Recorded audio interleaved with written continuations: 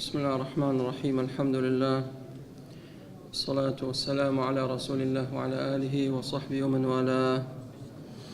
من لا يجب عليه الصيام. باب زانين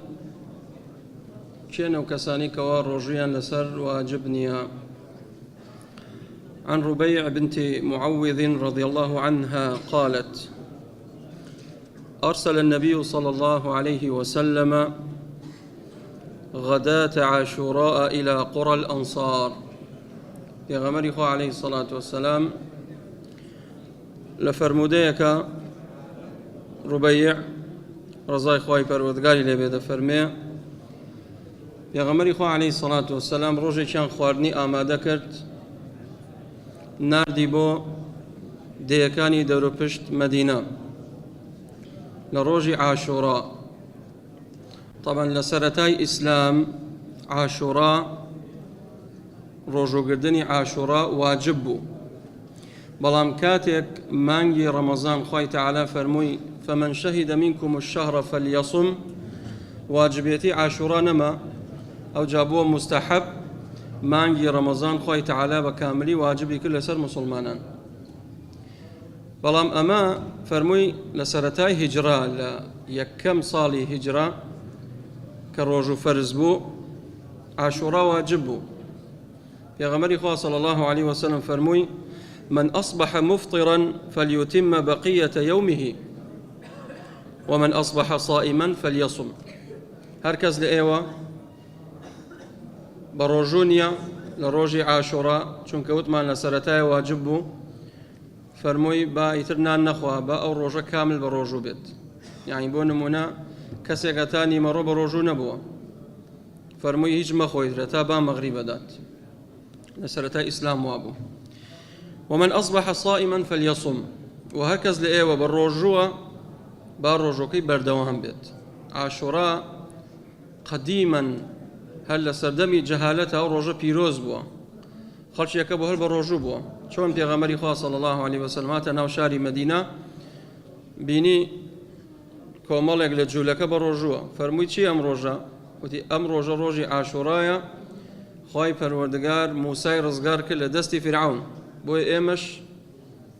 وەکو شکرێک بە ڕۆژووە بین. فەرمی من ئەحەقترم بۆ موسا پێغەمبەر عليه الصلاة والسلام.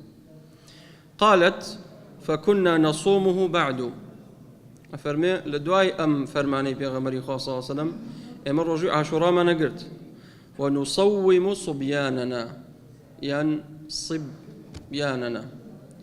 فەرمووی ونصوم صبياننا، وأمرمان شكر بمناڵەکانمان بە ڕۆژوو بن. ونجعل لهم اللعبة من العهن، لەگەڵ خۆمان ئەمان برد لە بووکەشوشەیەک یان لە سووفە لەعابەیەکمان بۆیان دروستە کرد مناڵەکانمان، لەگەڵ خۆمان ئەمان برد بۆ ئیش کە فإذا بكى أحدهم على الطعام أعطيناه ذاك حتى يكون عند الإفطار. متفق عليه. کاتێکم مناڵە دەستی بکرایە بە گریان بۆ ئەوەی ڕابێ لەسەر ڕۆژوگردن، یاریەکەمانە داپی بۆی خۆی بخافڵێنێ و یاری بکات هەتاکو کاتی ڕۆژوشکاندن دێت. ئەم حەدیثە سێ فائدەی لێ باسەکەین. فائدەی یەکەم: الفائدة الأولى لا يجب الصيام على الصغير حتى يبلغ. واجب نییە لەسەر مناڵان بە ڕۆژوو بن هەتاکو ئەگەنە سنی بلوغ. سنی بلوغش لە کچەوە بۆ کوڕ فەرقەکات. کچ جاری وایە لە تەمەنی 9 ساڵی بالغە بێت،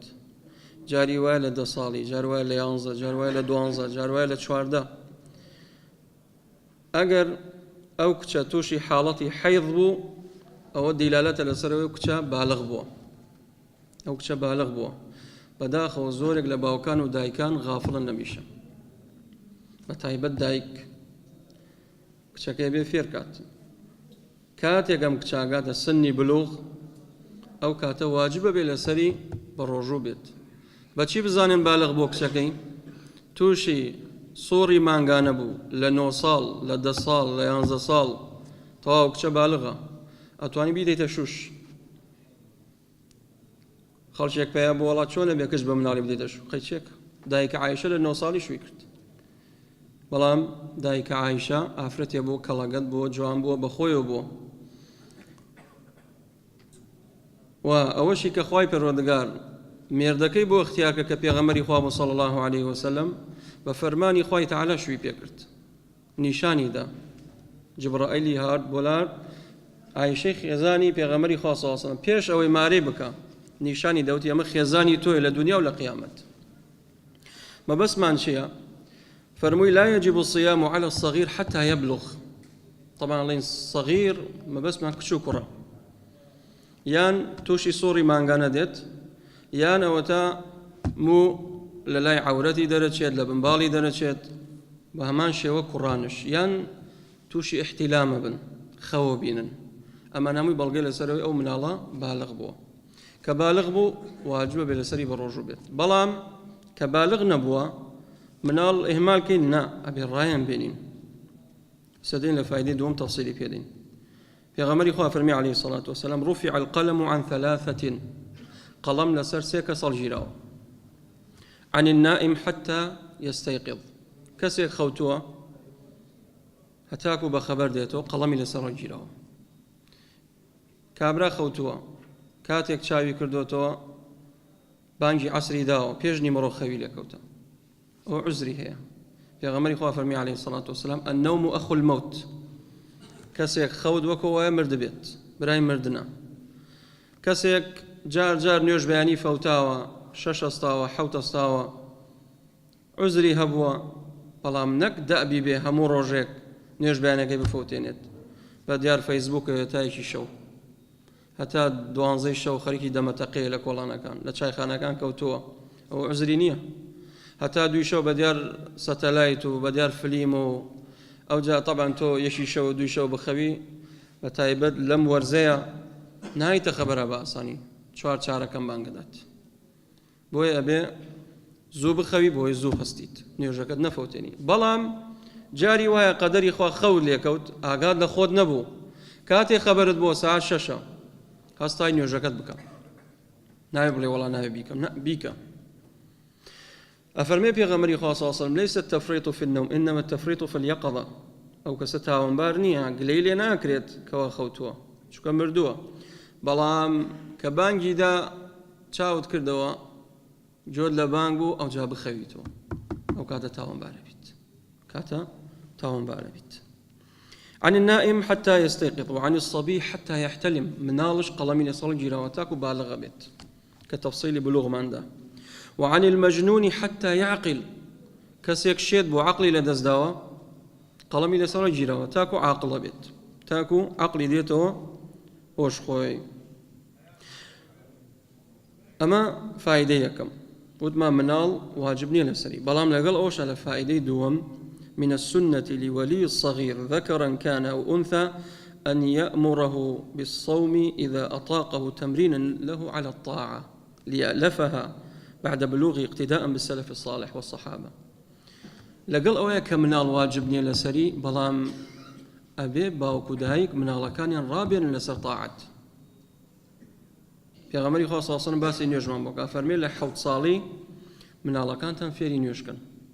ليرى إمام شافعي فرمي لحوت صالي منال كان تنفيري روجوب كان أما كابا قياس لدى صالي ليدا كان يوجيان نكرت